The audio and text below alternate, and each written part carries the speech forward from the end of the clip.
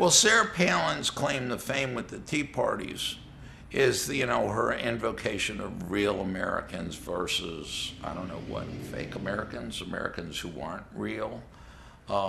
Sarah Palin, that was her contribution to this conversation. But it must be said that when she spoke at a Tea Party Nation convention and received a $100,000 speaking fee, a lot of the other Tea Parties walked out of that convention because they didn't want to help pay her fee.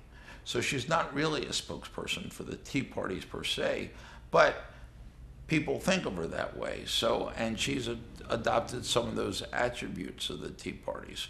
But if she was to become the Republican presidential candidate, God forbid, you'd see a lot of the Tea Party types clashing with Sarah Palin because they know that she's a spokesperson, but she's also a showboat interested only in herself. There is a difference, and I think that people have to grasp this. There's a difference in politics, culture, defining ideas between the coasts and the Middle West and the South part of the country, between the so-called heartland. There are differences in approach and style of life and everything. And frankly, we're just not as liberal in the middle of the country as we are on the coast. So things that matter on the coast do not matter as much in the interior of the country. It's not Glenn Beck so much as that audience that matters. If Glenn Beck didn't have an audience and all he did was yammer all the time on the radio and nobody listened to him, we wouldn't be talking about him. Who is his audience? Well, it's these middle Americans that are trying to protect their privileges and think that they've been dispossessed. Glenn Beck speaks to that.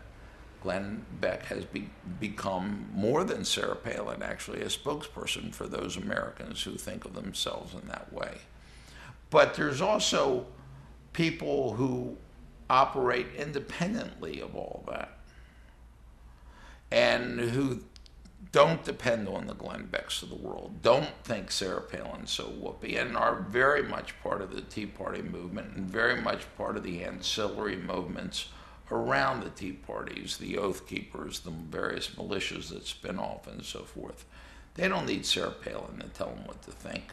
They don't need Glenn Beck to tell them what they think. Glenn Beck ratifies what they already think. Glenn Beck gets his ideas from them. But it's their social movement that has created the Glenn Becks and not the reverse. Rush Limbaugh is, a buffoon and a clown, and we all see him as a buffoon and a clown, and some great books were written where they, sort of took him apart. I think a lot of people listen to Rush Limbaugh just because it's afternoon radio at work, and they're on the shop floor and there's a jackass up there making a fool of himself, and so they listen to him. I think the Republican Party pays attention to him, or at least some people in the Republican Party pay attention to him. But I don't know that he has a power to shape these things. I would say the same thing about him that I would say about Glenn Beck. He wouldn't exist if the constituency wasn't there.